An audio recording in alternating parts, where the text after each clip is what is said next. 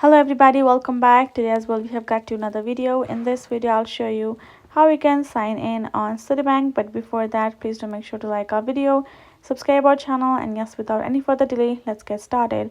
So for that, simply go ahead, open up your particular Citibank app on your mobile phone, and right over here, as soon as you open it, this is how the interface is gonna pop up. All you gotta do is enter your user ID and the password that you created while creating your account, and you're good to go.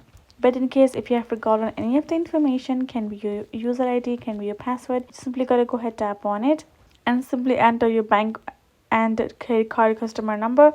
Tap on continue and select a particular option. Then you will be able to follow through the further steps to recover your user ID. That can be same for the password as well. Tap on forgot password and have to go through the same process to remember it as well. So once you have got the information, go ahead, add it in respectfully, and then you will be able to tap on sign on and you're good to go. So that's how you can do it. Hope this video was helpful to you all. Thank you so much for watching. I'll see you guys in our next video.